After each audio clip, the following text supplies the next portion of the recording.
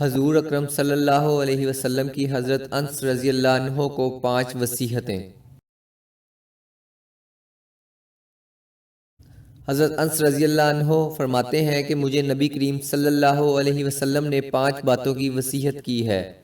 فرمایا، اے انس، کامل وضو کرو، تمہاری عمر بڑھے گی۔